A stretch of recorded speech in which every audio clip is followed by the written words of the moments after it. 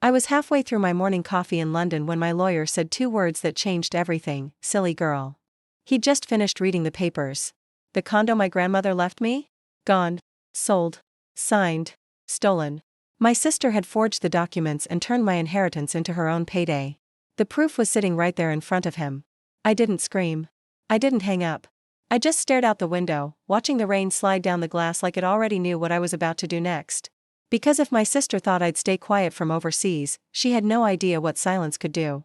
Living in London gave me space to breathe, away from the constant comparisons, the quiet looks that said I'd never be enough. My sister Imogen stayed in Florida, married well, became the perfect daughter everyone bragged about at church. Mum adored her for it. And me? I was the dreamer who left. But there was one person who never made me feel small. Gran Evelyn. She was sunlight in a world of cold approval. Every summer, she'd brew lavender tea on her balcony overlooking Tampa Bay. The ceiling fan would hum while she told me stories about learning to start over after Granddad died. "Don't let life make you small, Lizzie," she'd whisper, squeezing my hand. "You're meant to take up space." That condo wasn't just property. It was her legacy. A place soaked with her scent, her laughter, her love. When she passed, she left me the deed, handwritten and signed in her soft cursive. It was her way of saying, "I see you, even if no one else does." After the funeral, Imogen handled everything. The flowers, the paperwork, the estate meetings. She looked so composed in her cream dress, greeting relatives like a hostess instead of a grieving granddaughter. I thought she was being responsible. Turns out she was rearranging more than roses. Mum used to say over the phone, "You should be more like your sister. She has her life together." I'd bite my tongue, sip my coffee, let the comments slide. Fighting for fairness in our family was like yelling into a hurricane. So when my lawyer called that morning, when he said the condo had already been sold, something inside me shifted. The shock was cold, precise, almost surgical. I imagined Imogen signing the papers with that polished smile of hers, the one she wore when she wanted everyone to believe she knew best. I opened my laptop, scrolling through photos until I found one of Gran and me on that same balcony. Her hand rested on mine. The sunlight caught the silver watch she always wore. My throat tightened. That condo was proof that someone once believed I was enough. And now my sister had turned it into cash. The drizzle outside grew heavier, tapping against the window like a warning. I closed my eyes and whispered to no one, "Gran, I'm sorry. I should have protected what you gave me." Then my phone buzzed. A new email from my lawyer. Subject line, "Inconsistencies found." My heart stilled. Douglas's voice carried across the crackling line. "Elizabeth, there's something off about these documents. The notary stamps don't match, and the signature looks rehearsed." I pushed my chair back, staring at the screen in disbelief. "Rehearsed?" He hesitated, then exhaled. "Silly girl," he muttered softly. Not at me, but at whoever thought they could get away with this. "Your sister must have forged it." Those two words, "silly girl," cut deeper than he meant them to. They stuck in my head, repeating until the meaning twisted. To him, it was an observation. To me, it was a challenge. My sister thought I was too naive, too distant, too trusting to notice. Maybe I had been. But not anymore. I minimized the call and opened my email. There it was, the scanned copy of Gran's will Douglas had sent months ago. The signature on the estate transfer looked similar, but not identical. The loops were tighter, the pressure heavier. Imogen always pressed too hard when she wrote. She liked leaving marks. Outside, the rain hadn't stopped. Drops slid down the window in crooked lines, blurring the city. I felt the same blur inside me. Rage and disbelief folding into something sharper. Gran had once said, "If someone steals from you, they're not taking what's yours. They're revealing who they are." Now I finally saw who Imogen really was. Douglas cleared his throat. "Listen, Elizabeth, don't confront her yet. If she altered legal records, we'll need proof. I'll start pulling the property logs and payment files. You just stay quiet for now." I nodded, even though he couldn't see me. "Okay. Just find out how deep it goes." After he hung up, silence filled the apartment, the kind that hums in your bones. I stared at my hands trembling slightly over the keyboard. It wasn't just about the condo. It was about every dinner table where Imogen had outshone me. Every eye roll when I mentioned art school. Every time Mum said, "You're too emotional." Maybe I was. But emotion was what made me human. And this time, it was going to make me dangerous. I spent the next few hours digging through old emails, Gran's letters, digital scans, even old photos of her handwriting. Every stroke, every loop became evidence. When I compared them side by side, there it was. The difference, clear as daylight. The forged signature looked almost perfect. Almost. That almost would destroy her. By midnight, I was surrounded by papers and empty mugs. I sent Douglas the images and typed one final line before hitting send. She thought I wouldn't notice. She was wrong. My phone buzzed almost immediately. A notification from a blocked number. A text. You've been asking questions. I froze. The message had no name, no punctuation, just that one sentence. My breath caught, pulse pounding. I typed back, "Who is this?" No reply. Just 3 dots appearing, then disappearing. The next morning, my phone rang again.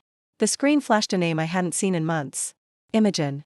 For a full minute, I stared at her name glowing on my screen. Part of me wanted to ignore it. The other part, curiosity, anger, maybe both, made me swipe to answer. Liz. Her voice burst through, sugary and loud. You won't believe how busy I've been. I finally sold Grand's condo. Closed the deal last week.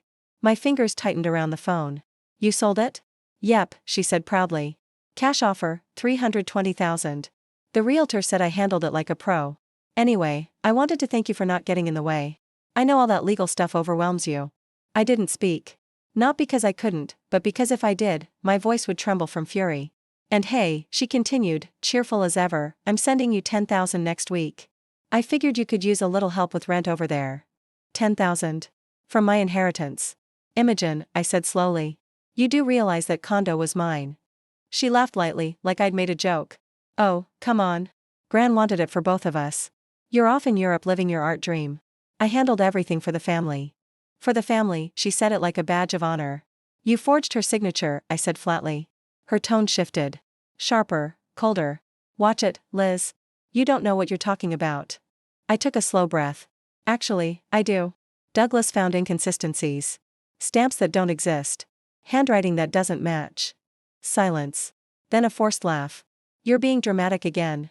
Maybe that lawyer of yours wants more money. Don't embarrass yourself. She hung up before I could answer.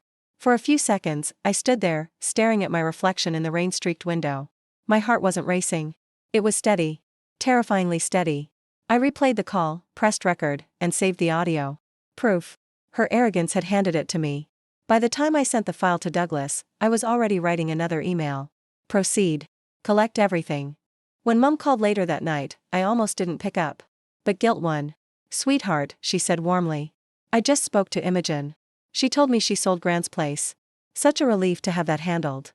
Handled? I repeated, my voice trembling. She's been working so hard, Mum went on. You should be proud of her. Proud? I swallowed the bitterness in my throat. Did she tell you who inherited it? A pause. She said it was divided equally. I closed my eyes. That's not true, Mum. Gran left it to me. Oh, Elizabeth. She sighed, tired already. Why start drama? Your sister's done everything right. Please just let it go. The call ended before I could respond. For a long time, I stood in the quiet, surrounded by the hum of my fridge and the low hiss of London rain. They thought I was emotional, unstable, the silly girl who ran off chasing art instead of real life. But real life was about to find them. I opened a new folder on my computer and labeled it, Truth. Inside, I began dropping files. Recordings, letters, comparisons. This time, I wasn't just keeping evidence. I was building a reckoning. Douglas called 3 days later.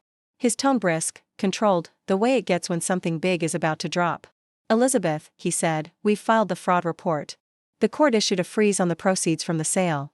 Imogen's about to find out. I pressed the phone against my ear, my heart steady. Then I guess we wait. But we didn't wait long. By noon, my phone started buzzing nonstop. One call after another. Imogen. I let them ring out, watching the notifications pile up like proof of guilt. 10 missed calls. Then 15. Then 20. Finally, I answered. What the hell did you do? She screamed, her voice sharp and panicked. I don't know, I said evenly. Why don't you tell me? Don't play dumb, Liz. The bank froze my account this morning. Do you have any idea what you've done? I didn't do anything, I replied. The truth did. There was a beat of silence, then a bitter laugh. You've lost it. You think you can ruin me? You're delusional. You stole what Gran left me, I said coldly. You forged her name and pocketed the money. Don't act surprised when consequences show up. Her tone cracked. Please. You were never responsible enough to manage that property. I handled it for the family, the way I always do. You should thank me? For stealing from me? For keeping you from embarrassing yourself, she snapped. You live in another country, sketching logos and drinking lattes. You don't deserve that condo. My hand tightened around the phone. And you do? Someone had to act like an adult, she hissed. You never grew up. That's when something inside me broke. Quietly, cleanly. You know what, Imogen? Maybe I didn't. But Gran trusted me. And you didn't just steal money. You stole her memory. She hung up. The silence after her disconnect felt heavier than her voice. Minutes later, my phone buzzed again. Mum? Elizabeth, what's going on? Her voice was tight, panicked. Imogen's in tears. She says you filed a fraud case. Is that true? It's true, I said softly. Because she forged Gran's documents. Don't be ridiculous, Mum snapped. Your sister would never.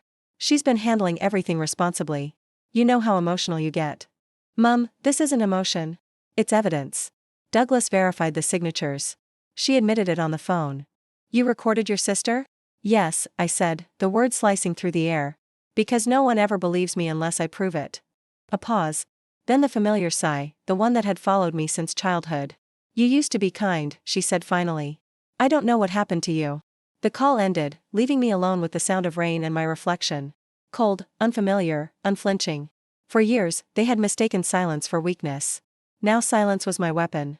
2 nights later, my phone lit up again. Unknown number. I almost ignored it until I saw the name attached. Ethan Pierce. Imogen's husband. I answered cautiously. Ethan? Hey, Elizabeth, he said quietly. His voice was tired, stripped of its usual politeness. I hope I'm not crossing a line, but I think you deserve to know the truth. I stayed silent. I didn't know what she'd done, he continued. She told me you'd given up your claim. I didn't ask questions. But after everything blew up, the frozen account, the bank calls, I started checking things myself. He exhaled. She forged it, Elizabeth. The will, the notary, everything. She said you wouldn't notice from overseas. I confronted her yesterday. She broke down, said she deserved it more. She spent part of the money on a new house. It's gone. The world went quiet around me. And you're telling me this now because? Because I can't keep lying for her. I'll testify if it goes to court. For a moment, I couldn't breathe. Then thank you. You don't have to thank me, he said softly. You were right all along. When the call ended, I sat in silence, staring at the rain-streaked glass. A strange calm washed over me. Not joy, not triumph. Just clarity. Douglas called the next morning. Ethan's cooperating. We've got enough to press forward. The buyers are testifying too. If we move now, it's airtight. Do it, I said. Hours later, Imogen's lawyer reached out. They wanted to settle. She's offering $150,000, Douglas explained. If you drop the case and let the sale stand. I laughed. Bitter and low. Half the value of what she stole. No. She's desperate, he said. But if we go to trial, her side will claim Gran wasn't of sound mind when she wrote the will. It'll be ugly. I don't care, I said. I'm done keeping peace at my own expense. He paused. You sound just like your grandmother. That hurt in the best way possible. That night, I couldn't sleep. I opened the last email Gran had ever sent me. Her words glowed against the dark screen. If I ever leave you something, no, it's not charity. It's a promise. A promise that you'll keep living boldly. That's when I knew what to do. The next morning, I told Douglas, I'll settle, but on my terms. He raised an eyebrow. Which are? 4 things, I said. First, she writes a notarized apology admitting everything. Second, she repays every cent to the buyers from her own account. Third, she sends a letter to our parents explaining what she did. And fourth, she agrees legally to never contest another inheritance again. He blinked, then smiled slowly. Poetic. Brutal. I'll draft it. By sunset, he called back. She agreed. She's signing now. Her lawyer said she just wants it to end. When the PDF arrived, I opened it with shaking hands. The first page began, I, Imogen Pierce, acknowledge that I falsified legal documents related to the estate of Evelyn Monroe. Her handwriting looked small, defeated. I read it twice, then forwarded it to Douglas with a single line. Justice served. But victory didn't taste sweet. It tasted heavy, like rain-soaked air before a storm breaks. Because justice doesn't erase betrayal. It only proves you were right all along. 2 weeks later, Douglas called again. It's official. The property's back under your name. Funds released, buyers reimbursed. I walked to the window, looking out at the Thames, the morning sun spilling through the clouds. What will you do now? He asked. Sell it, I said quietly. Gran didn't leave it for me to hold on. She left it for me to move forward. When the payment cleared, I stared at the balance. £350,000. But it wasn't the number that made me cry. It was what it represented. Belief. I quit my job 2 weeks later and opened my own studio. Evelyn Creative. 1 desk, 1 client, 1 dream that finally belonged to me. And for the first time in years, I didn't feel small. The condo sold faster than I expected. When the funds hit my account, I sat in the quiet of my apartment, watching the numbers glow on the screen. Gran had given me the courage to stand up for myself. And I finally had. A month later, a small package arrived from Florida. Mum's handwriting on the box. Inside was Gran's silver watch and a folded note. She would want you to have this. I turned the watch over, tracing the engraving on the back. The world is waiting. The ticking was faint but steady, like a heartbeat that had traveled across time.